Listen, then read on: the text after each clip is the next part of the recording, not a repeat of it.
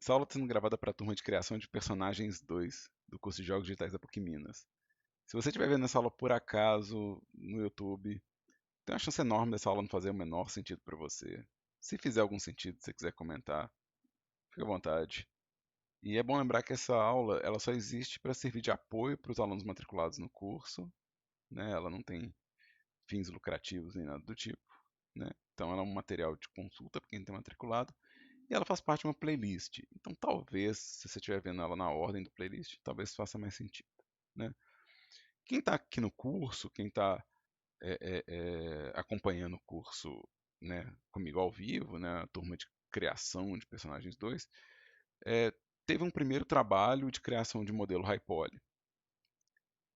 Então a gente fez modelos usando escultura, modificadores, modelos bem complexos. E agora a gente está começando o processo de fazer a versão low poly desse modelo. Então na aula passada eu passei as ferramentas de retopologia. Então retopologia é como a gente chama o processo de remodelar, ou seja, o modelo já existe e você faz uma versão com menos cortes para poder é, otimizar o desempenho em motores de jogos, para poder, né, tipo, simplificar o processo de gestão, né? Então, existe uma série de razões. Uma das razões para se fazer uma retopologia é tornar a coisa mais animável ou mais completa para recursos de animação. Por exemplo, se meu modelo precisa ter partes articuladas e essas partes não foram divididas na hora de modelar, a topologia pode fazer essa divisão por mim, né? Então, vamos considerar que se eu não tivesse feito essa turbina separada, né, e eu precisasse mover ela separadamente, a topologia serviria para isso. Isso acontece também em expressão facial. Se seu rosto precisa, né, o rosto do seu personagem precisa fazer expressões faciais, às vezes você precisa revisar os cortes de um modelo high poly para que essa expressão seja possível. Se seu personagem precisa dobrar braços, pernas, né, se ele precisa contrair musculatura, talvez você tenha que revisar a topologia para que isso seja possível, né? E também modelos feitos com escultura, feitos de muita densidade de cortes, eles podem ser difíceis de gerenciar ou difíceis de trabalhar para as etapas de texturização, de pintura de textura, né? Eles podem realmente ser complicados para essa coisa. Então, por essa série de razões, a gente faz retopologia. Tá? No passado a gente viu as ferramentas de retopologia, a gente viu como que a gente pode, é, é, usando as ferramentas dentro do Blender, fazer uma versão do modelo menor. A aula de hoje, ela é uma espécie de nivelamento de topologia. Ou seja, o intuito dessa aula é falar sobre uma série é, é, é, de princípios de modelagem que podem ser usados como uma espécie de guia para na hora de criar o seu modelo low poly, ou seu modelo com menos polígonos, você ter cortes que são adequados, ou seja, cortes que vão funcionar melhor para o seu trabalho. Tá? Eu abri esse exemplo aqui de nave só por causa do primeiro princípio, né? Mas se eu ver que ele encaixa em outros princípios, a gente vai falar sobre isso também, tá? Eu tenho uma lista de princípios de modelagem para a gente poder fazer isso. Parece que a minha transmissão de tela não está ligada, gente. Desculpa aí para quem está comigo ao vivo. Eu vou ligar ela agora para vocês. Parece que eu só comi mosca nessa parte. Então agora vocês devem poder ver o modelo, quem está ao vivo comigo. Quem está vendo no YouTube estava vendo desde o começo que eu estou gravando localmente, né? Então, esse modelo aqui é uma nave espacial, não é um personagem, mas em jogo, às vezes, a gente chama essas coisas de personagem também, tá? Isso, inclusive, é a nave de um jogo, isso é o protagonista, né, de um jogo que eu estou trabalhando nele.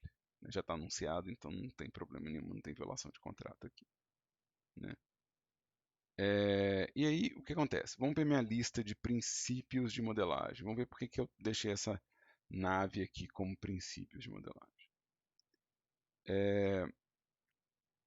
O primeiro princípio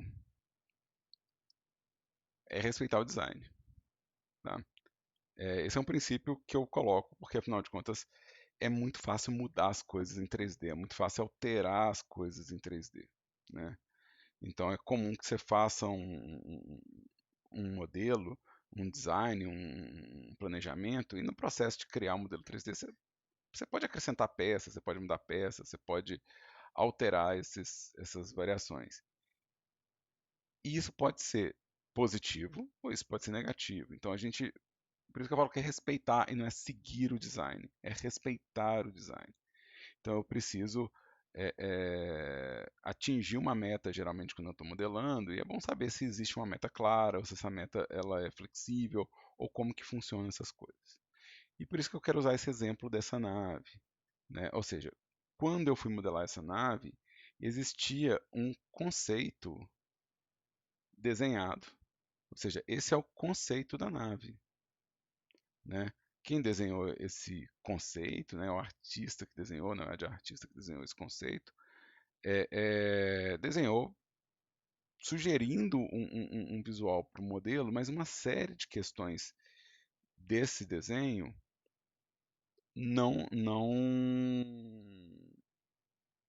é, é, é, não estão exatamente iguais aqui no meu design. Então, se a gente observar o que ficou como o meu modelo final e o que ficou como, né, tipo, referência aqui, ó, a gente vai ver que coisas como o fogo mudou de formato, a janela ganhou detalhes, né, o próprio cockpit aqui, ó, ganhou uma série de informações adicionais, né, essa base da turbina ganhou detalhamentos. Então, esse design ele não segue, né, um a um, ele não segue um a um o meu concept, e aí alguém pode falar assim, ah, você não respeitou o design. Muito pelo contrário. Todos esses acréscimos aqui, ó, foram feitos junto com a equipe de trabalho, ou seja, toda vez que algum detalhe foi modelado, adicionado ou alterado, foi conversando com a equipe de produção, né? Então nada aqui foi decidido sem a consulta ou sem o trabalho. E todas as alterações, elas tiveram um intuito de melhorar a leitura do conteúdo. Então, a ideia de fazer um fogo mais parecido, né, com algo que sai de uma turbina foi uma decisão da equipe. A ideia de fazer com que esse detalhe, que já era mais claro, fosse ainda mais luminoso, foi uma decisão de equipe.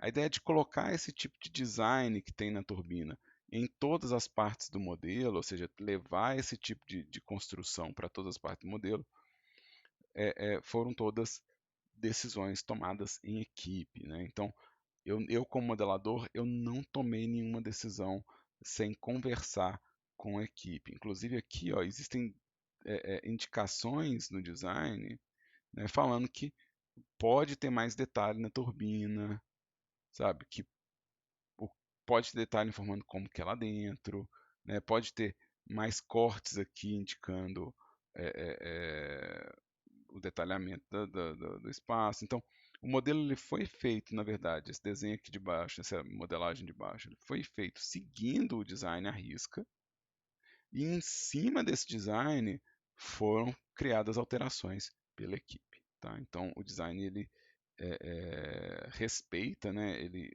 respeita o conceito, respeita também as referências, que é uma coisa que a gente não está usando aqui, uma série de razões disso é por causa de copyright, essas coisas, mas uma série de designs que a gente recebeu como referência tem detalhamentos que foram incorporados. Então, de novo, isso é parte do trabalho. Então, esse é um princípio, ou seja, eu não vou modelar sempre sem uma meta, né? Então, com frequência, na verdade, eu modelo a partir de um conceito, a partir de um design, a partir de uma meta, né? Junto com esse design, vai vir também as funções, né? Ou seja, eu sei como que essa nave vai ser usada. Essa nave, ela vai ser usada na visão de topo, né? Então, eu sei que esse é o enquadramento que a nave vai estar aparecendo a maior parte do tempo, né? Então, alguns detalhes que estão modelados aqui, ó, por exemplo, se a gente for na parte de baixo do modelo, quase não tem detalhe, né? Se tem, eu que coloquei de metida besta que eu sou, porque não aparece, então não é tão necessário. Mas dá para ver aqui na turbina que eu não coloquei detalhes adicionais aqui, né? Como a nave ela tem algum tipo é, é, de movimento, né? Ou seja, a minha nave ela possui algum tipo é, é, de jogo no 3D, então pode ser que ela faça isso, pode ser que ela faça isso aqui, né? Ou seja, esse detalhe da turbina ele pode aparecer quando a minha nave estiver fazendo movimentos pelo tabuleiro, tá? Mas ela nunca chega a fazer uma volta 360. E aí é aquela coisa de design.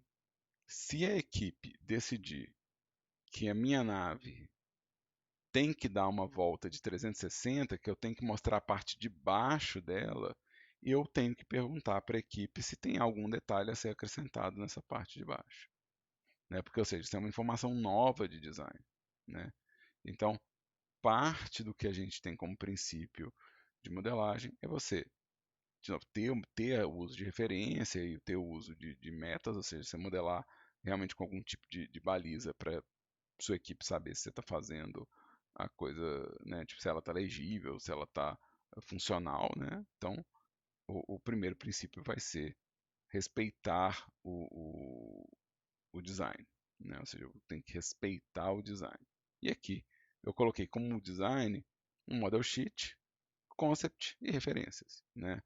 É, então, esses geralmente são os materiais que a gente recebe para modelar, né? Geralmente a pessoa manda para a gente um kit de informações, onde você tem qual que é o tipo de acabamento que a pessoa quer, qual que é o tipo é, é, é, de detalhamento que se pretende, né? Qual o nível de complexidade do modelo, tá? Então, a gente é muito raro que se trabalhe nessa área solto, sem esse tipo de conjunto, né? É muito raro mesmo. Então, eventualmente, se alguém trabalhar sem nenhum tipo disso, é bom você lembrar que isso aqui não é uma regra de modelagem, isso é um princípio de modelagem, né? Ou seja, você vai começar a modelar, a primeira pergunta que você tem que se fazer é: existe uma referência a ser seguida? Existe um design pretendido? Existe um model sheet? Existe um concept? Vamos respeitar esse concept, vamos pegar e vamos tentar manter o nosso conteúdo mais alinhado possível com esse concept. E aí, pessoas que estão comigo ao vivo, deixa eu perguntar, vocês entenderam? Vocês têm alguma pergunta sobre isso? Sobre o que foi dito e mostrado até agora? Se vocês não tiverem perguntas, vocês podem mandar falando que não tem pergunta, ou vocês podem só mandar a pergunta.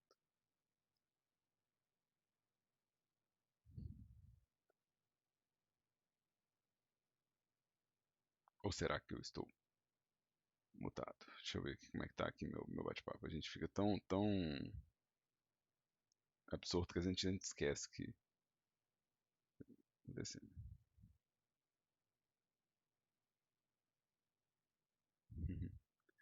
A Isa comentou que parece um martelão, e é exatamente isso. Essa nave chama Hammer, ela chama martelo. Então quer dizer que tá funcionando. Quer dizer que tá funcionando, né? Então, massa. Aqui a gente fala um salve para Keiko Kawachi, que é a artista que fez o design dessa nave. Eu só fiz o modelo e a animação, né? Então, te mando um salve para ela, né? Esse foguinho aqui é uma série de coisas. Esse foguinho aqui, ele é uma série de modificadores, de displacement, né? Então ele é um modelo 3D com uma série de modificadores. E esses modificadores eles possuem influência de objeto. Então quando eu mexo o objeto, eu animo o fogo.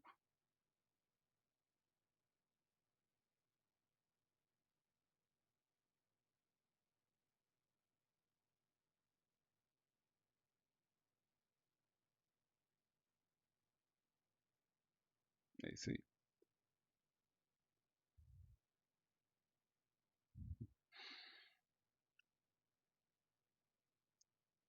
Então, muito bom. O nosso próximo princípio é a divisão de peças, né? A divisão de peças. Eu vou continuar um pouco com a nave, porque a nave, ela tem uma série de movimentos aqui que é interessante a gente pensar como essa ideia de divisão de peças, né? Eu tenho um rig disso aqui, eu tenho um rig disso aqui, não tenho. Eu tenho um rig, ó. Porque minha nave, ela tem que ser completamente animável, né?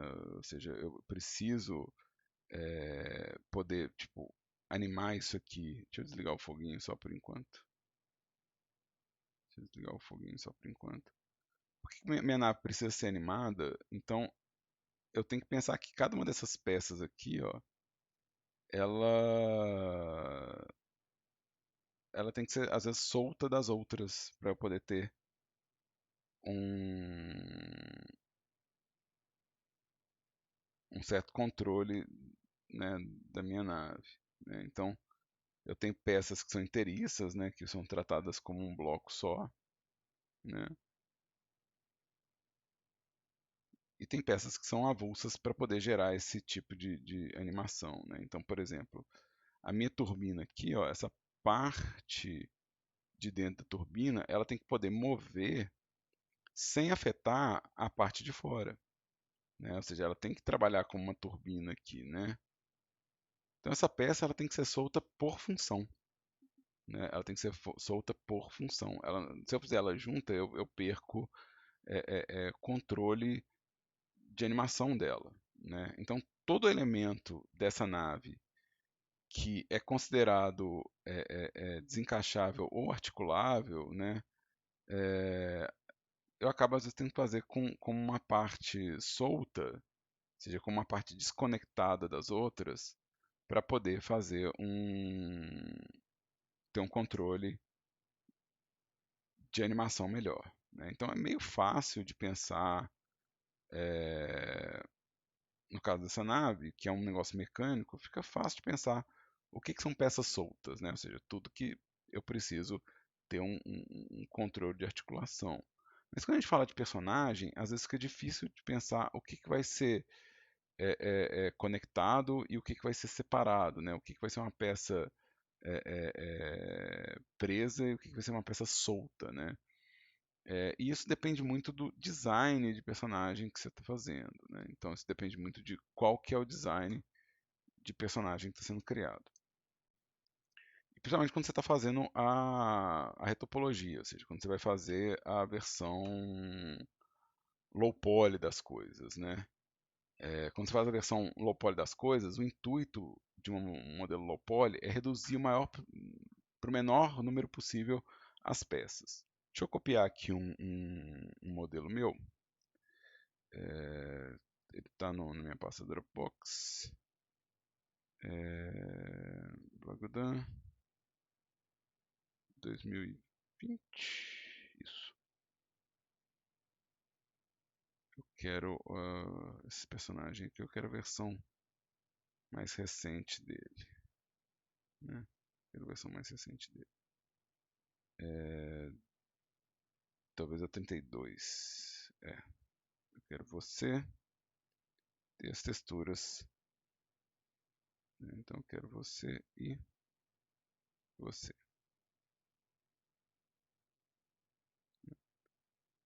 Então vamos abrir. Eu acho que eu posso abrir direto. Acho que eu posso abrir direto. Acho que não tem problema se eu abrir direto. Não preciso copiar, não. Vou perder tempo se eu copiar. Então, olha só. No caso desse personagem aqui, ó, que é um personagem é,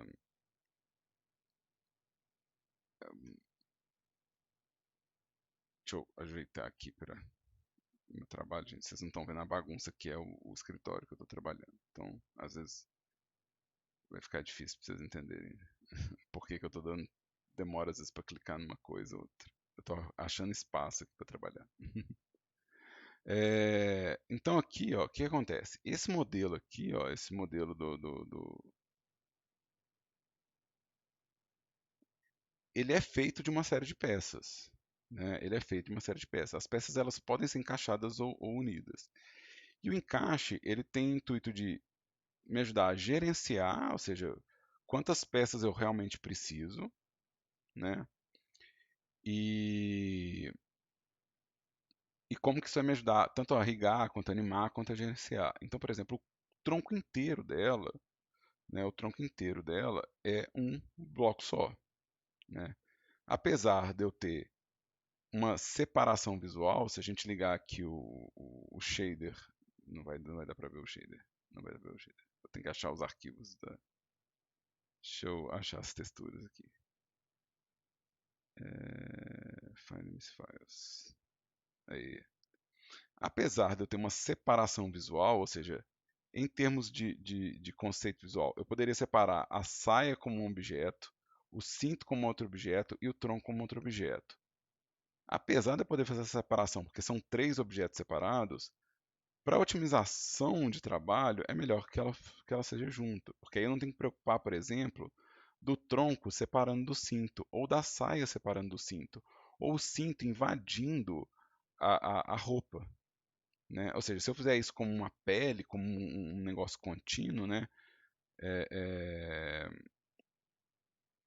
eu consigo, deixa eu vir aqui no modo objeto, selecionar isso aqui. Então, se eu fizer isso aqui como uma peça contínua, com tudo conectado, né?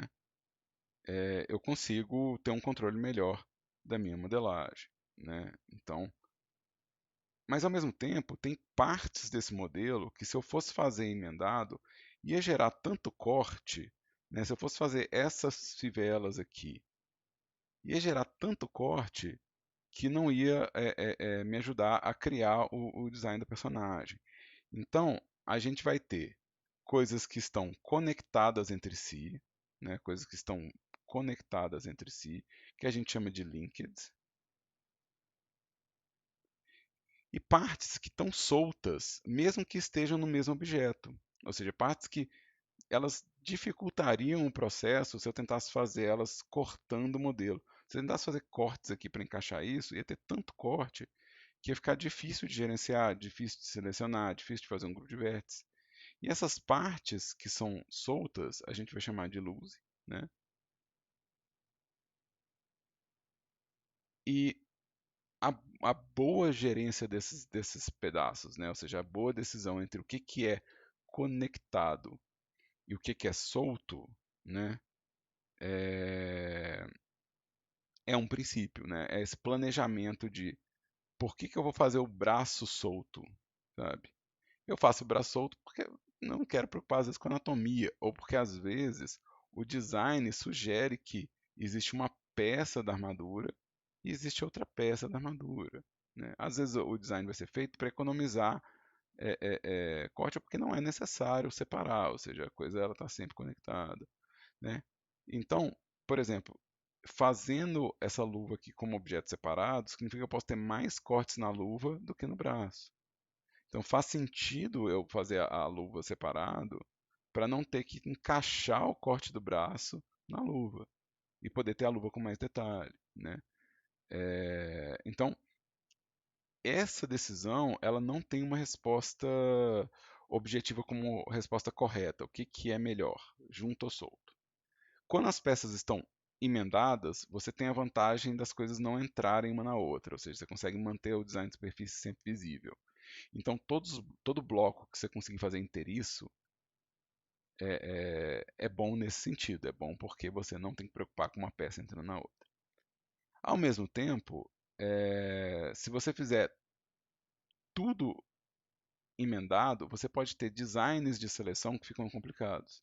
Você pode ter organização de grupos que pode ser complicado. Então, por que a gente precisa dos grupos de vértices? Porque eu preciso das peças selecionáveis aqui, né? Às vezes é interessante que você tenha peças que sejam fáceis e rápidas de selecionar e rápidas e fáceis de editar. Então, mesmo que isso não gere para mim às vezes um caminho tão unificado de modelagem, ele gera uma vantagem de produção depois. Tá? E isso também vai ser um dos nossos princípios de modelagem. Né? Então, se eu vier aqui no meu arquivo de princípio de modelagem, você vê que o bom uso da divisão das peças, né? Ou seja, a boa decisão, né, da divisão da peça, seria um princípio também. Né? Eu chamo ele de linked versus loose, porque você precisa dos dois, e a escolha deles tem que ser o que seja mais fácil para sua equipe trabalhar, né, e o que dê um resultado mais consistente para o jogo final. Deu para entender o linked versus loose? Tem alguma pergunta desse princípio para gente?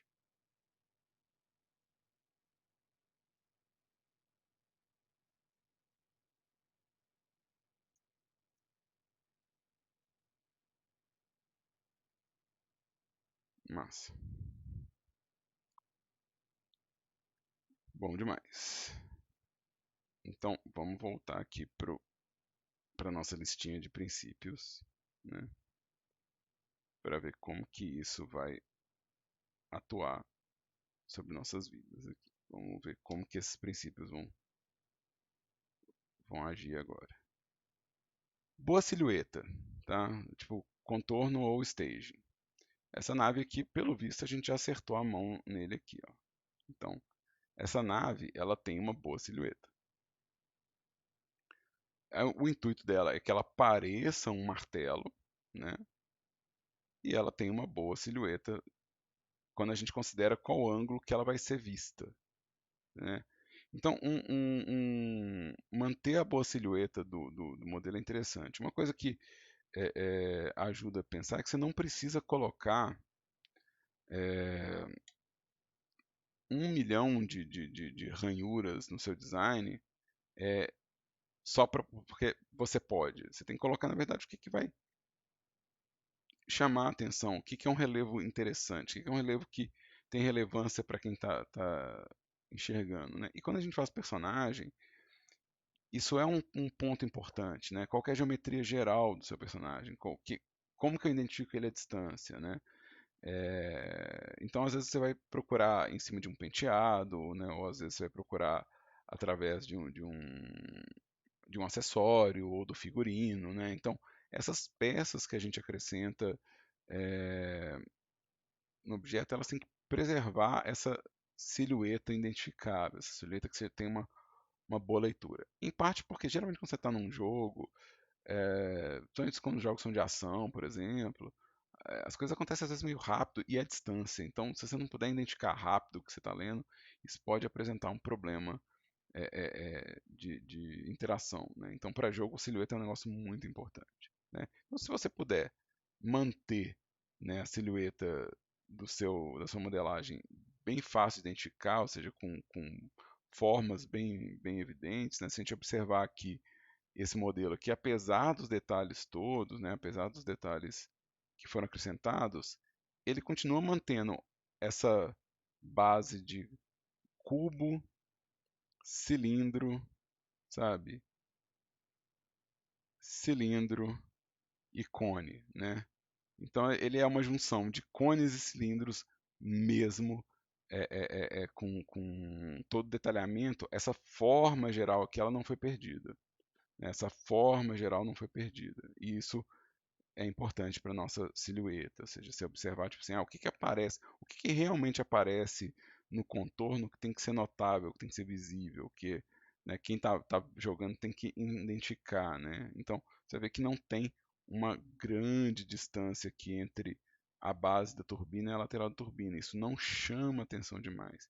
Se eu fizesse isso muito grosseiro, eu talvez mudasse a leitura e talvez perdesse inclusive a sensação de martelo. Né? Se eu tentasse fazer tipo, essas beiradas muito evidentes, né? Eu ia talvez mudar a leitura, né, que o jogador teria dessa nave. Né? Inclusive, talvez mudar até o significado dela. Tá? Quando a gente está falando de personagens humanoides, né? É, quando a gente está falando de personagens humanoides, por que a anatomia de um ser humano para outro ela varia às vezes de forma sutil, né?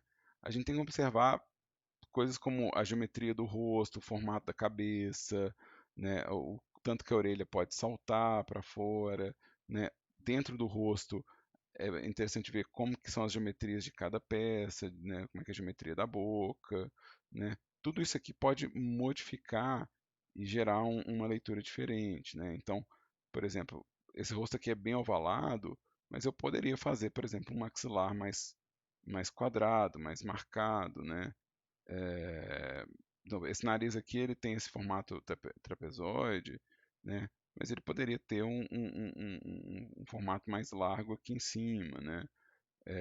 A minha cabeça ela está curva e calva, né? Mas o próprio penteado, né? Se eu colocar um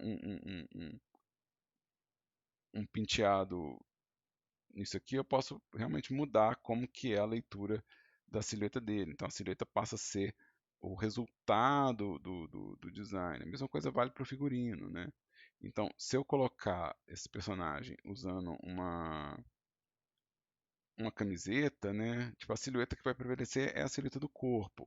Mas se eu fizer uma gola, né, nele, né? Se eu fizer né, se eu tiver um relevo assim, eu já estou mudando o quê? Eu já estou mudando qual que é a percepção de geometria e qual que é a silhueta desse personagem, né? Então, a mesma coisa se eu colocar um chapéu nele, né? Se eu colocar uma cartola no personagem, eu estou mudando completamente a geometria e a silhueta dele. E às vezes, o que está lá no design, né, o que está no concept, no design, é exatamente essa alteração de geometria. Muito mais do que você fazer a cartola precisa igual ao design, às vezes está tentando fazer o quê? Você está tentando construir uma geometria que vai ser compreendida à distância, que vai ser lida à distância. Então, é importante que a gente observe essa silhueta e observe como que ela é lida, né? Então, um bom jeito de você pensar a silhueta é você ver, tipo assim, só só a sombra do personagem, né? Então, se você vê só a sombra do personagem, você consegue identificar qual personagem que é, né? Você consegue ainda ler ele. Então, se sua silhueta de um personagem para outro não está muito distinta, né? Talvez você esteja criando um problema de leitura dentro do seu conteúdo, dentro do seu jogo. Deu para entender esse princípio, pessoas? O princípio de silhueta?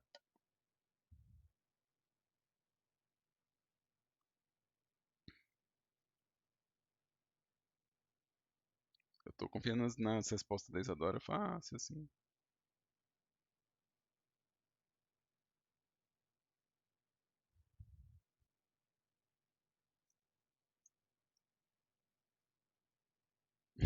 Não, eu acredito não ser de verdade. Eu acredito não ser. Eu tô usando você de parâmetro pra turma inteira. Você respondeu e falou assim, ah, então todo mundo entendeu. Né? Tá. Aqui, ó. Usar um número baixo de retas para definir as curvas.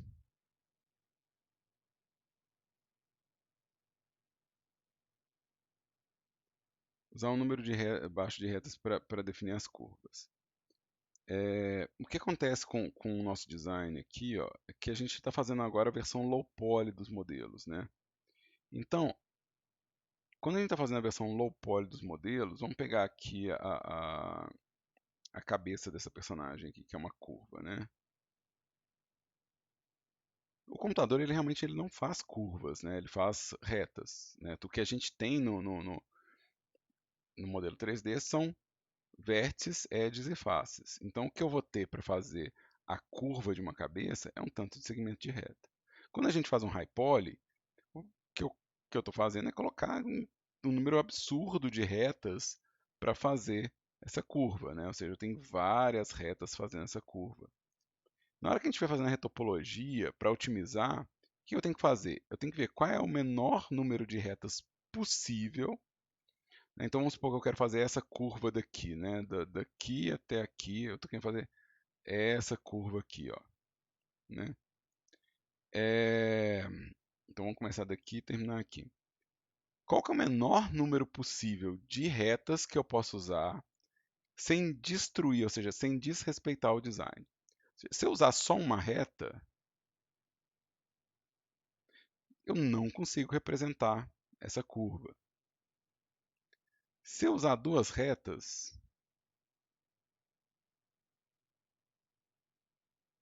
para representar isso aqui, também eu não consigo fazer o design da curva.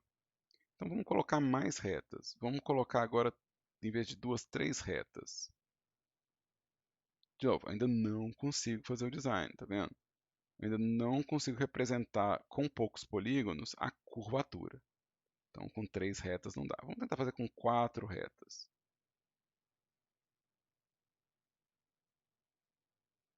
Ó, aqui já está começando a ficar interessante. Com quatro retas, eu não fiz a curva, mas a forma da silhueta já está aproximando. Então, ainda não são quatro retas aqui, né? Vamos fazer com mais retas. Vamos pegar aqui, ó, vou fazer com 5, né? 1, 2, 3, 4, 5. Olha, já está quase representando. Já está quase representando. Vamos fazer com 6.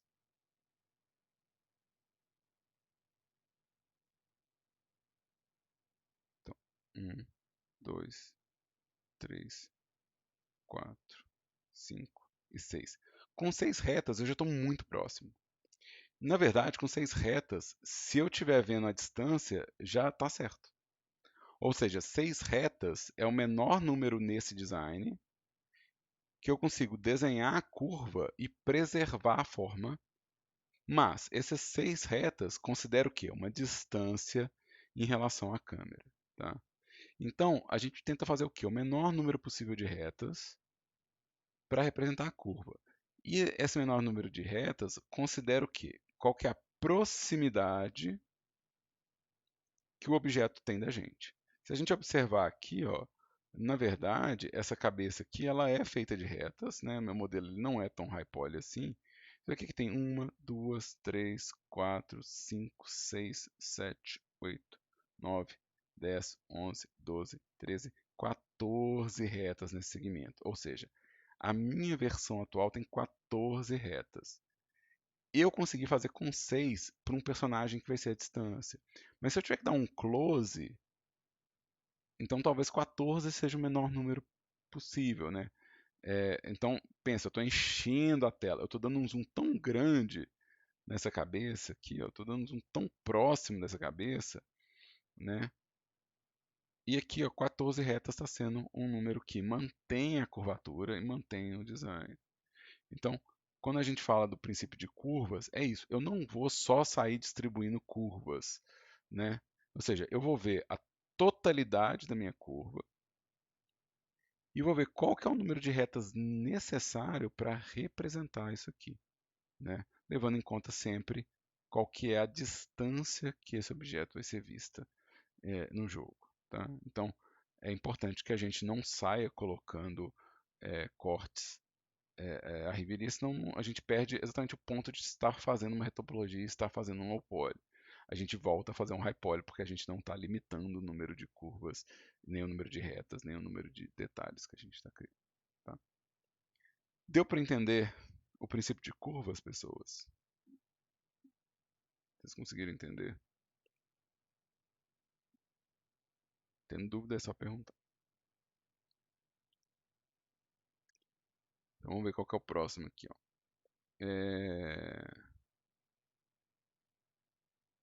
Exato, quando você está perto, vai. Então quer dizer que existe um limite de zoom para o meu modelo. Né? Existe um limite de zoom para esse modelo aqui, se eu não quiser que a pessoa veja reta. Agora, o meu desafio é, joga os jogos que vocês conhecem e chega com a câmera bem perto e olha a silhueta do personagem. Você vai encontrar muita reta. Você vai encontrar muita reta. Você vai começar a ver essas retas com muita facilidade. Então, pode pegar um jogo recente, faz isso, aproxima a câmera bastante, você vai ver as retas lá. Né? Vai dar para contar com o dedinho. Então, fica tranquilo. Tá? Outro princípio é existir cortes que permitam a dobra do personagem, né? A deformação de dobra do personagem. Então aqui, ó, vamos pegar o braço do personagem aqui, ó. Vamos vir aqui de topo, né? Pode ser diferente também. Né? Meu braço, ele precisa dobrar aqui, né? Ou seja, ele precisa dobrar no cotovelo. Se eu criar uma reta que emenda daqui para cá, meio que eu consigo modelar meu personagem assim, ó. Eu consigo modelar meu personagem.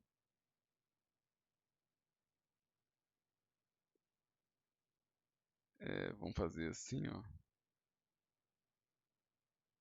E assim. Eu consigo modelar o personagem assim, né? Na real, eu consigo modelar ele dependendo do quão livre eu sou. Eu consigo modelar ele até assim, ó. Mas eu não consigo dobrar se eu fizer isso. Ou seja, eu não consigo que o personagem dobre. Então, você consegue fazer, às vezes, um modelo que respeita o design, respeita a silhueta, tem o menor número de cortes numa curva, né? O menor número de retas numa curva. Mas eu também preciso que esse personagem faça as poses pretendidas. Então, se meu personagem vai dobrar o braço, eu preciso de pelo menos um corte no meio para fazer ele dobrar. Ou seja, com um corte no meio, eu consigo fazer uma dobra do meu design assim. Então, é necessário que eu faça esse corte. Se eu fizer um design realista, por exemplo, que precisa que o meu braço faça uma curva, por exemplo, na extremidade do cotovelo, eu também vou precisar de mais cortes aqui. Eu também vou precisar de cortes que façam com que esse design exista. Então, é necessário, no nosso trabalho de retopologia, pensar o tempo todo em como que eu vou rigar isso, ou como que alguém vai rigar isso, e como que alguém vai animar isso. Então, é importante que existam cortes direcionados para a dobra do personagem. Então, né, se eu tenho um joelho aqui, ó, eu preciso realmente fazer com cortes necessários para que essa perna dobre, né, para que essa perna consiga dobrar, né? Então, é comum, inclusive, a gente fazer assim, ó, fazer uma estrutura aonde essa parte fecha igual uma sanfona, né? E essa parte aqui da frente dobra, né? Então, esse aqui é um design que é bem comum quando a gente faz coisas 3D, é um design que encolhe a face de trás, né? Ou seja, a face de trás ela vai ser espremida na hora que dobrar, né? Ela fecha com uma sanfona, assim, ó, né? Então, de novo, isso é uma previsão de dobra, tá? Isso é uma previsão de dobra. A princípio, se vocês quiserem fazer só o corte, aonde tem o topo da dobra e a base da dobra, tudo bem, mas é importante, desculpa, gente, é importante que em toda parte que vai ser articulada e vai ter dobra, que se pense nos cortes necessários para isso, né? Ou seja, eu preciso realmente pensar como que esse braço vai abaixar, então eu preciso pensar como que essa estrutura de cortes aqui vai girar ao entorno disso aqui, né? Como que ela vai dobrar ao entorno disso. Mesma coisa esse ombro aqui, né? Ou seja, se eu vou abaixar ele, né, como que ele vai deformar, né? Com sorte, o nosso modelo aqui ele já veio rigado, né? Ele já tem um. Deixa eu vir aqui no meu viewport display, né? E vamos colocar ele em frente. Já tem aqui, já tem inclusive as dobras acontecendo. Ou seja, meu modelo ele possui, né, os cortes, né? Deixa eu ligar aqui o wireframe, né? Ele ainda é um modelo com muitos cortes, né? Eu ainda posso considerar ele um modelo high poly, né? Mas ele possui cortes que levam em conta essas dobras e essas deformações, né? Se a gente vier aqui no modelo, ele já existe. Mas eles são muitos cortes, é difícil gerenciar. Então, se eu puder fazer uma versão low poly disso, né? Ou seja, se eu puder fazer isso de repente com metade dos cortes, vai ser melhor, né? Então, esse é um modelo bem denso de cortes e bem high poly, né? Tem muitos cortes aqui. Então, deixa eu desligar esse wireframe. E vou desligar o meu rig aqui também, né? Vamos no próximo. Ah, mentira, vamos no próximo não, deixa eu perguntar. Vocês entenderam o princípio de previsão de cortes? Deu para entender? Tá.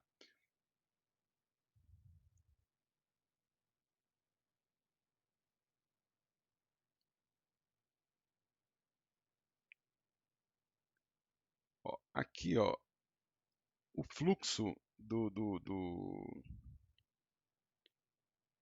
o fluxo para desenho de musculatura e detalhes, né, e para previsão de deformação muscular, tá? Então, se isso aqui é previsão de dobra, a gente está falando praticamente de osso, né, de bone, de onde que a coisa articula com o bone. Mas se eu estiver falando é, é, sobre deformação muscular, já é um outro problema, né? Aqui eu já estou falando qual que é o fluxo dos cortes, como que os cortes correm pela superfície, tá? Então, quando a gente tem um personagem que ele é muscular, né, com um personagem, eu tenho que ficar atento na direção dos músculos, né? E como que os músculos da face e os músculos né, do modelo correm, né? Então eu preciso pensar, por exemplo, como que a musculatura né, do modelo vai acontecer, como que partes como a costela, ou coisas como o abdômen, ou detalhes como a direção da dobra da virilha, ou ainda, né, tipo, a direção né, da musculatura do quadril. Então, assim, talvez eu tenha que seguir mais a anatomia para desenhar uma boa superfície do que só fazer uma grade de cortes. Ou seja, em vez de eu pensar, esse quadril é um tanto de reta, né? Esse quadril é um tanto de reta assim, ó. Eu talvez tenha que pensar qual que é o fluxo da musculatura desse modelo. É aqui, na verdade, que o bicho realmente pega, aqui que a coisa fica realmente séria. Porque se eu tenho que seguir o fluxo da musculatura, eu tenho que entender qual que é a musculatura que eu estou representando, né? Ou seja, como que essa musculatura corre no modelo, né? E como que ela vai atuar como deformador, né? Então, como que isso vai emendar nos processos de modelagem, né? Então, esse controle de fluxo ele é fundamental e essa decisão de direção dos músculos ela é importante. Quando a gente pega o rosto, por exemplo, a gente pega o rosto, por exemplo, o rosto ele tem um fluxo que é o fluxo do olhar, né, do olho. Ele tem um fluxo que é o fluxo da boca, né, da musculatura ao redor da boca. Ou seja, essas duas partes aqui, elas abrem e fecham, né? Ou seja, a boca, ela abre e fecha, assim como o olho abre e fecha, né? E eu preciso ter um controle dessa abertura e desse fechamento. Ou seja, eu preciso ter um controle de o quanto eu consigo deformar abrindo o olho, né? Ou seja, o tanto que eu consigo arregalar esse olho, e o tanto que eu consigo espremer esse olho para fechar ele. Ou seja, o tanto que eu consigo comprimir esse olho. Então, eu não posso só fazer um monte de corte paralelo. Eu tenho que pensar como que a musculatura dentro desse espaço ela flui, né? Como é que eu posso controlar essa musculatura? Eu tenho aqui algumas referências de imagem. É, Então, aqui, ó, deixa eu pegar aqui uma referência da Blanderella aqui, ó. Então, assim, os fluxos de vértice aqui na Blanderella, a gente pode ver que eles seguem do olho em direção à boca, eles seguem da cabeça em direção à testa, né, do olho em direção à testa. Ele possui essas voltas ao redor do olho, ele possui essas voltas ao redor do nariz, né, e da boca, né, e possui a volta ao redor da boca. E essas voltas, né, a gente chama essas voltas de loop, né? Eu chamo essas voltas de loop, né? Então, toda vez que eu faço uma volta assim, isso é um loop, né? E o controle desses loops, né? O controle de modelagem e distribuição desses loops é parte do meu interesse no fluxo, ou seja, como que esse loop está correndo no modelo. Esse modelo aqui ele já tem, inclusive, também. Se a gente colocar aqui o wireframes, vamos ver que ele possui também essa relação de loop que vai permitir que eu faça uma expressão, né? Ou seja, eu tenho um loop que define a expressão entre o nariz e a boca, e eu tenho um loop ao redor da boca, que permite que eu faça uma variação de deformação aqui, né? Eu também vou ter outros loops ao redor da narina, né? Eu vou ter na musculatura do personagem, né? Eu vou ter é, é, loops de deformação, por exemplo, loop ao redor do pescoço, né? Que vão permitir que eu faça algum tipo de deformação. Mas em alguns lugares, esse modelo ele não traz sempre todos os loops possíveis. Talvez eu pudesse ter um loop ao redor da escápula, né? E talvez eu pudesse controlar esse fluxo fazendo com que esse conjunto inteiro de cortes fizesse uma volta que pode ser útil para que meu ombro dobre, ou seja, é útil para que meu ombro tenha um movimento radial, né? Então, talvez seja importante que eu refaça a superfície desse modelo para atingir alguns loops, né? Por exemplo, ele não possui um loop que define a musculatura da nádega, ou seja, eu não tenho um loop que define para mim a musculatura da nádega. Isso talvez seja importante para a animação e para o movimento do personagem. Em compensação, eu tenho alguns outros. Eu tenho um loop que define, por exemplo, aonde que é a barriga, né? Eu tenho um loop que define onde que é o peito. Então, existem alguns loops aqui que são interessantes, né? Se a gente pegar, voltar aqui na minha referência, né? Se a gente pegar a referência da Banderella, que é uma referência que eu vou deixar o link na descrição, a aula de modelagem dela, né? É, a gente vai ver que aqui ó, existe um controle de fluxo que define que essa musculatura corre num sentido e essa musculatura corre em outro. Então existe uma separação entre coxa, nádega e quadril, né? Existe uma separação entre virilha e a coxa, né? Existe uma separação e uma separação do osso do quadril aqui, ó. Você vai ver também que existe uma separação da base do peito em relação ao resto e uma separação aqui, ó, de onde vai vir a musculatura do ombro em relação à musculatura da axila. Então, existem loops muito bem definidos aqui, né?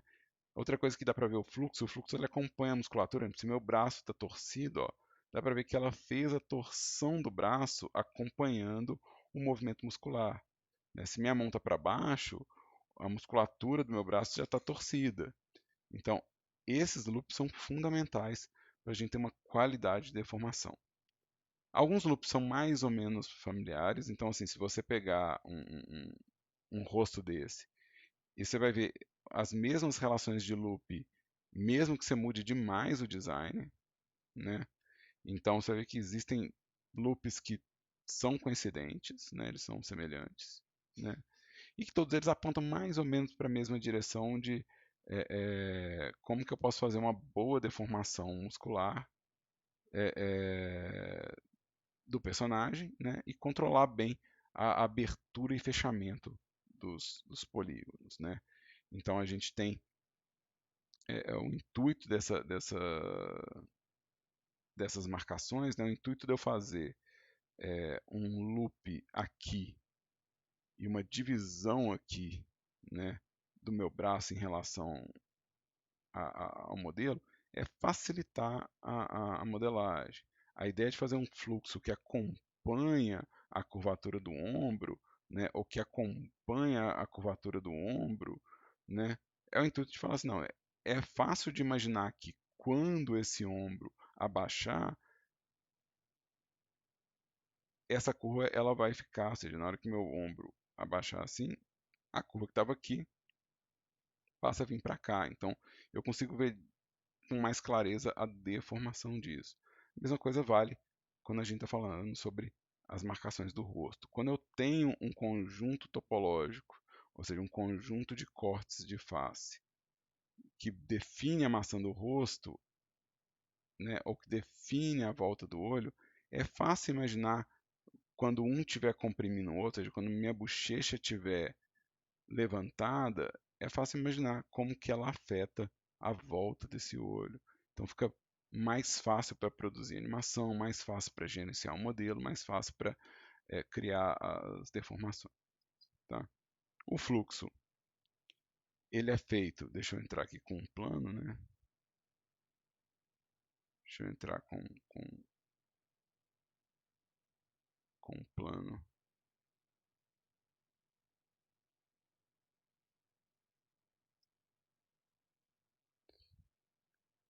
Deixa eu dividir ele aqui, ó. Eu vou dividir ele em algumas vezes. O fluxo do modelo, ele é feito através do uso da direção dos cortes em relação ao vértice, tá? Por padrão, né, aqui, ó, todos esses vértices aqui, ó, eles têm o quê? Eles têm 4 arestas ao redor dele, né? Então, toda vez que você tem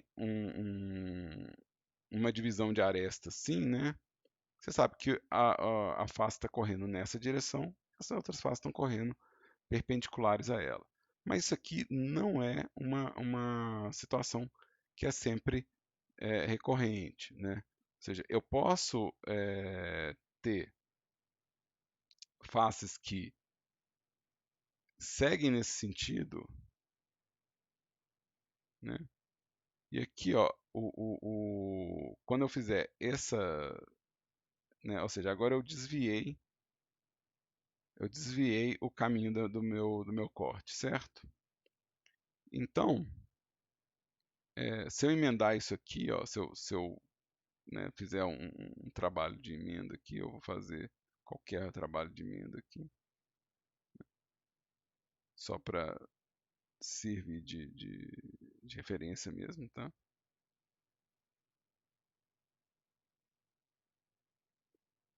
Então, isso aqui eu vou fazer um merge at last, merge at last, merge at last. E esses aqui eu vou fazer um preenchimento de face aqui, face. Deixa eu dividir. Vou fazer aqui, ó, face, face, face e face.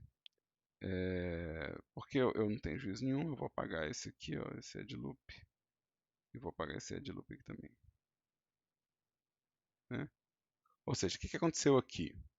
Agora, os meus cortes eles não correm mais do mesmo jeito que corria nesse cenário aqui. Agora, o meu corte ele desvia, tá vendo? Meu corte desvia. E eu vou ter o quê? Eu vou ter um vértice aqui com 3 arestas, né? Então, esse vértice aqui tem 3 arestas.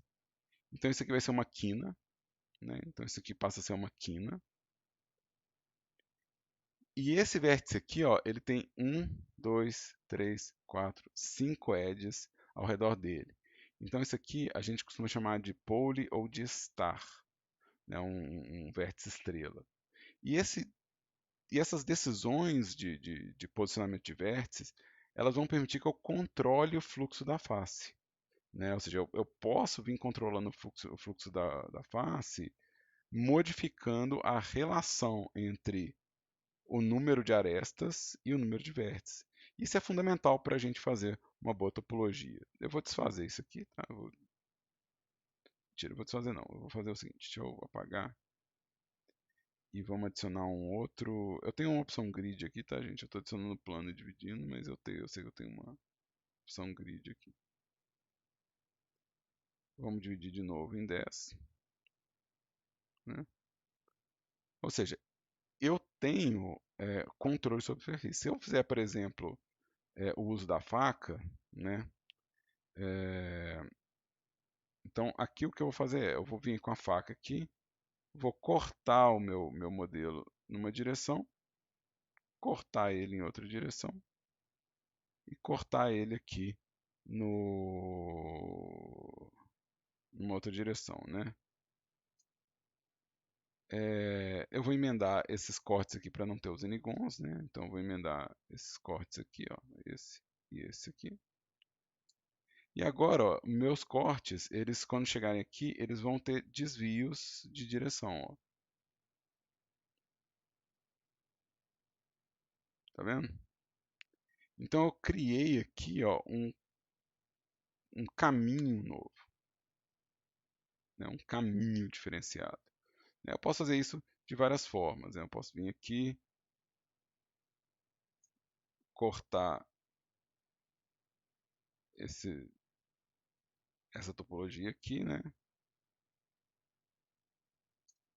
E agora eu tenho um corte que dá uma volta nessa direção, ou seja, eu consigo realmente mirar meus vértices para onde eu quero, mirar o caminho de faces e o caminho de loop para onde eu quero. E através desse controle de posicionamento de vértices estrela, vértices esquina e vértices comuns, né, os vértices de quatro lados, né, os cruzamentos, né, eu consigo direcionar a minha topologia e fazer formas que são bem diferenciadas e que explicam a estrutura que está por trás dela. Então é disso que a gente está falando sobre fluxo de modelagem, flow de modelagem, né? É sobre como que esses cortes vão correr na superfície, tá? Uma vez que eu tenho esse controle, eu posso realmente falar que um caminho de vértice, né, ele vem numa direção, né? Deixa eu pegar aqui um caminho vem numa direção, né? Um outro caminho vem numa direção e eu consigo falar, inclusive, se tem desvio dessas direções, né? Eu consigo falar, por exemplo, que, sei lá, daqui para cá a coisa desvia e ela abre, né? Então eu consigo ter esse controle. Se a gente pegar tanto esse modelo aqui, ligar o wireframe, né? É, vocês vão ver que a gente vai encontrar no fluxo do modelo, a gente vai encontrar esses vértices que fazem o desvio, né? Ou seja, aqui, ó, eu tenho um vértice que faz essa abertura aqui de caminho, né? Eu vou ter isso aqui também, ó, um vértice que faz essa abertura de caminho e que vai me ajudar a ter esse músculo da bochecha, né? Então eu vou ter vários desses vértices né, de 5 pontas, né? Ou, eventualmente devo achar algum de 3 pontas em algum lugar aqui, né? Mas que vão me dar esse caminho de desvio. Então a gente vai ver aqui, ó, aqui um de 3 pontas aqui, ó, que está fazendo com que esse loop corra de volta para cá, ó, né? Então quem faz esse loop voltar para cá são esses vértices aqui, ó. Esse vértice que está ligado com apenas 3 etapas. A gente vai ter um outro aqui, ó, né? Então tem um outro aqui, ó.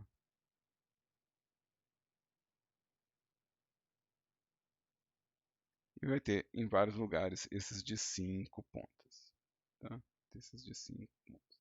Eu posso ter mais, posso ter 6, 7, mas não é recomendado, tá? O recomendado é que você, no caminho de construir a topologia, você tenha vértices de 5 prioritariamente. É óbvio que os de 4 é inevitável, né? Mas quando você for fazer os desvios, você tenha vértices de 5 e de 3. Mas evitar os de 6, 7, 8, evitar eles, que eles sejam minoria ou talvez nem exista. Tá? Mas isso vai me dar o quê? Isso vai me dar um fluxo de modelagem, né? Ou seja, na hora que a gente pegar um modelo desse, se a gente for observando, a gente vai ver que a gente encontra, né, em alguns lugares uma situação de desvio, né, uma situação de desvio aqui, onde você vê que tem um vértice de 5 pontas aqui, ó. A situação aqui, ela está abrindo para mim essa musculatura da bochecha, né? Se a gente pegar, né, aqui esse modelo, a gente vai ver aqui, ó, um vértice de 5 pontas que faz essa distribuição onde um loop está vindo nessa direção, o outro loop está vindo nessa direção aqui, o outro loop está vindo nessa direção aqui. Então a gente consegue separar blocos lógicos de leitura. Então aqui dá para ver que claramente a face está separada do resto da cabeça. Ou seja, esse loop aqui ele separa o rosto do crânio, né? A gente sabe que isso aqui é o canto da boca, né? Então a gente sabe que isso aqui, se abrir a boca tá abrindo, né? E a gente consegue ver, por exemplo, que o olho existe uma área isolada para ele aqui ao redor do olho e existe, né, um controle aqui que vai servir para a gente fazer a expressão da sobrancelha, né? Então isso é algo que vocês têm que modelar bastante, praticar bastante, mas é algo que vocês vão começar a encontrar na superfície, tá? Então, é sobre isso que a gente está falando do fluxo, né? É o uso desses espaços de corte que vão direcionar a malha para ser um design mais aproximado com a musculatura e o conteúdo da superfície do que só um preenchimento de grid do volume. Vocês conseguiram entender esse uso de direção e fluxo que eu falei agora?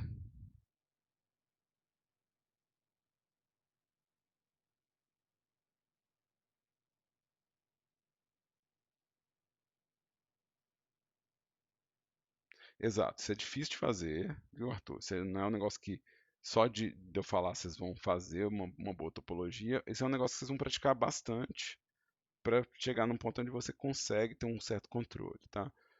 Por isso que quanto antes vocês começarem a fazer a retopologia dos personagens de você, melhor, porque a gente pode ir dando feedback e observando como que a gente pode orientar. E cada design pode pedir uma topologia um pouco diferente, então isso tem que virar é um processo realmente que a gente vai completar com as aulas práticas mesmo. Tá? É fundamental que a gente use as aulas práticas para isso.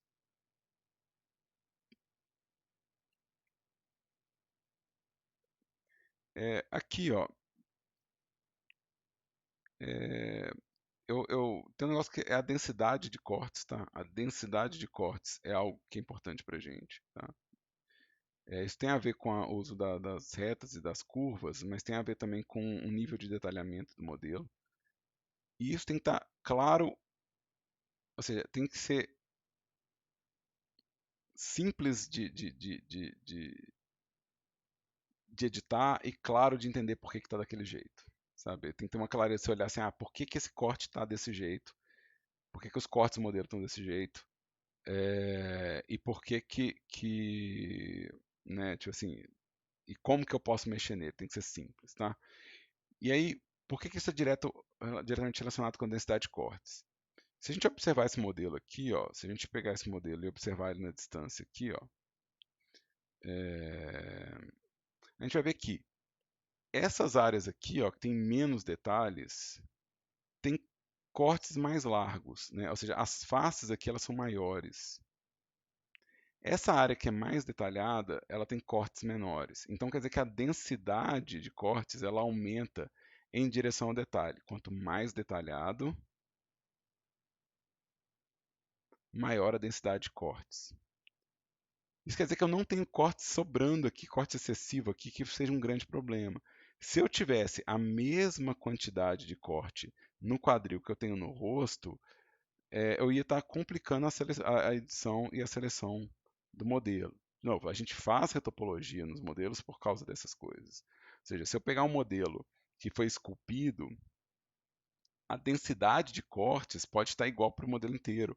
Ou ela ainda pode ter uma densidade gigante de cortes aqui, que foi feito para fazer a dobra da virilha, que não é prático nem útil para eu fazer o rig e a animação, mas que faz sentido como valor de escultura, né? Então, quando a gente estiver fazendo a retopologia dos modelos, é importante que você escolha aonde que você está colocando densidade de cortes, aonde que você está colocando mais cortes e aonde você está colocando menos cortes. Outra coisa, é importante que essa variação ela seja gradativa. Você não quer ter um corte amplo aqui, um corte detalhado aqui e depois um corte amplo aqui. Você não quer ter saltos de densidade, tá? Ou seja, o salto de densidade torna a coisa confusa, difícil de enxergar, difícil de entender. Então a gente quer o quê? A gente quer que a densidade ela gradativamente vá aumentando em direção aos pontos com mais detalhe. Então a mão tem mais detalhe, então a gente vê aqui do ombro para a mão, os detalhes eles aumentam gradativamente para a dobra do cotovelo, depois eles reduzem de novo aqui em direção e eles aumentam novamente. Então você tem um gráfico de densidade, né, onde a densidade ela aumenta, reduz e aumenta de novo. Então a gente sabe que essa é uma área detalhada, ela realmente precisa de muito corte. Ao mesmo tempo, quando eu der zoom numa área dessas, né, se eu der zoom aqui, dá para ver que as áreas com mais detalhe e com mais deformação, tipo o olho, o nariz e a boca, que são áreas que vão sofrer muita deformação de expressão, elas também têm uma densidade que aumenta em direção a ele. Então, os cortes são mais densos aonde eu tenho mais detalhes. Né? Então, tem mais detalhes no nariz do que no pescoço, obviamente. Tem mais detalhes no nariz do que na testa, obviamente. Tem mais detalhes no olho do que no nariz. E mais detalhes na boca do que no nariz. Mas isso é gradativo, ou seja, eu não vou ter um salto de corte. Então, essa densidade gradativa, ela mantém o modelo claro para quem está vendo, ou seja, é compreensível ao crescimento dos detalhes, e isso também mantém a seleção das coisas mais simples, porque eu sei o cuidado que eu tenho que ter com a seleção de cada uma das partes, tá? Obviamente que a, a, a marcação de loops, né, do modelo também ajuda nisso, né? Então, se eu tenho aqui uma marcação de loop ao redor do olho, uma marcação de loop ao redor da boca, isso está facilitando minha seleção, né? Então, o fluxo também vai interferir nisso. Tá? Mas essa distribuição de cortes ela tem que ter, ela tem que ser relativamente simples de selecionar, de editar, né? Lógico que é relativo porque isso depende da quantidade de detalhe, quantidade de informação, então a simplicidade ela é relativa, né? E a densidade tem que ser, ao mesmo tempo, gradativa, né? E é associada àquele princípio das curvas, onde eu estou usando o menor número de cortes possível em cada pedaço de detalhamento, né? Deu para entender esse princípio de densidade, de cortes, simplicidade e clareza?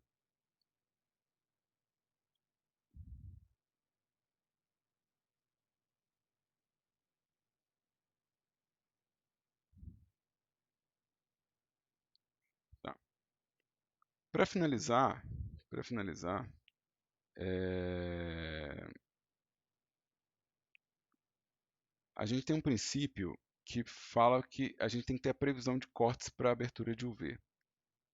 Se eu for texturizar esse modelo é, e não tiver aonde, né, selecionar, é, deixa eu, objeto,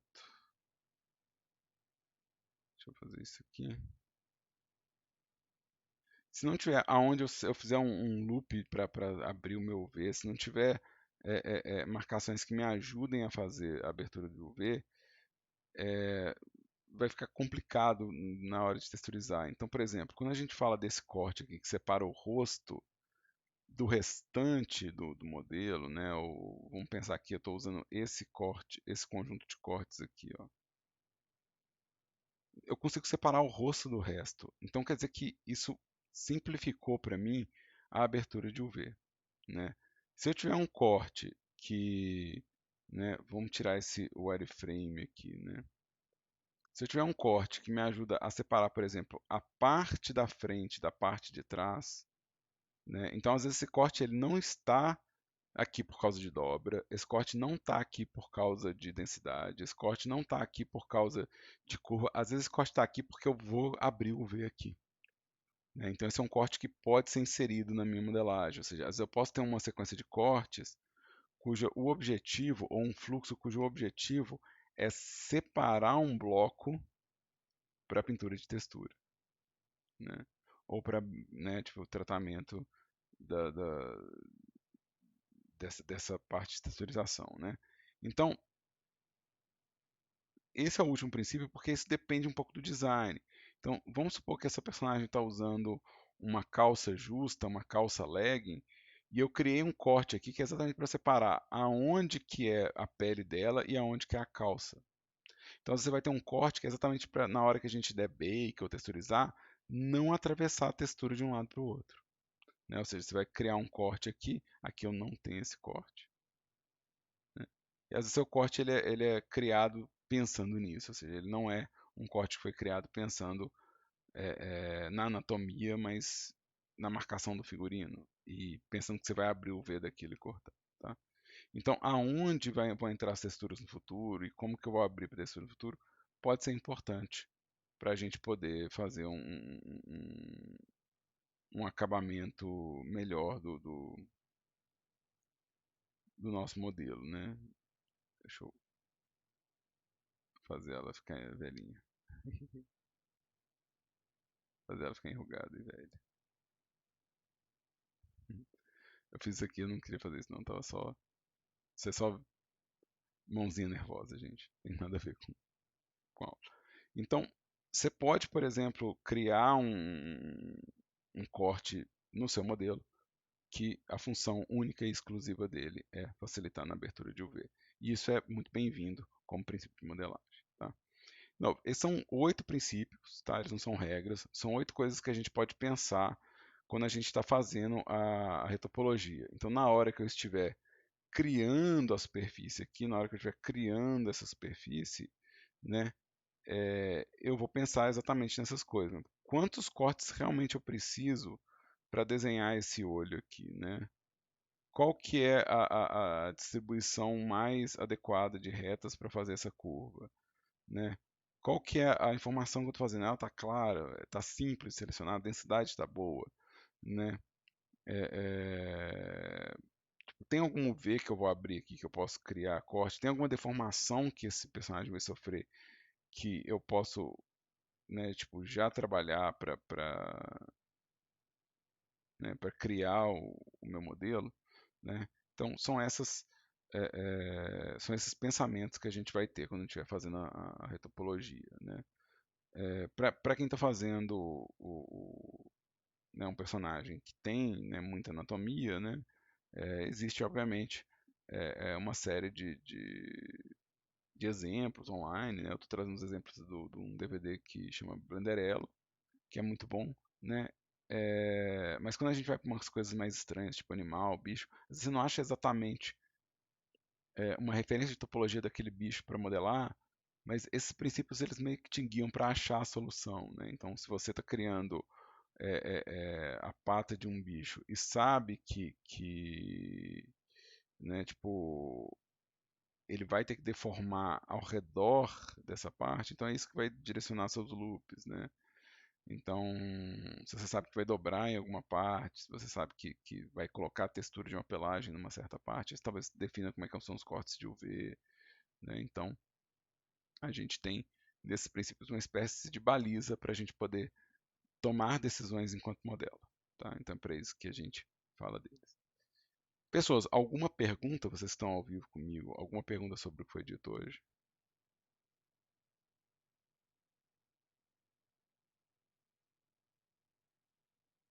Se não tiver nenhuma pergunta, né, a gente está. Tá. Então, para os alunos que estão matriculados, eu vou pedir para que eles tentem fazer qualquer topologia para a semana que vem. Tá? Qualquer topologia, não preocupa. Tenta seguir os princípios e fazer. Não preocupa se está certo ou está errado. Só faz. E aí, na semana que vem, a gente vai olhar de todo mundo. Tá? A gente vai olhar de todo mundo que está matriculado a topologia que todo mundo criou. Tá? Como a gente ainda tem tempo na aula de hoje, eu vou fazer aquela pausa na gravação, então eu vou interromper a gravação dessa aula teórica para deixar esse vídeo da aula teórica separado e vou fazer a gravação de feedback num outro momento, tá? Então quem está matriculado comigo não precisa ir embora, pode ficar aí quietinho, segura a onda. Né? Para quem estiver vendo esse vídeo gravado, fica atento no playlist, tá? Esse vídeo ele é um apoio teórico para a parte de modelagem, né? E os vídeos de feedback que vão estar na sequência, eles são importantes também se você estiver acompanhando essa aula só pela gravação, porque é nele que a gente fala um pouco sobre essas coisas de fluxo, de onde pode cortar mais, onde pode cortar menos, como que a gente pode direcionar os cortes, né? Então, essas aulas passam a ser importantes também. Tá? E no mais, obrigado a todo mundo que participou aqui da aula ao vivo comigo. Obrigado para todo mundo que está vendo o vídeo gravado no YouTube.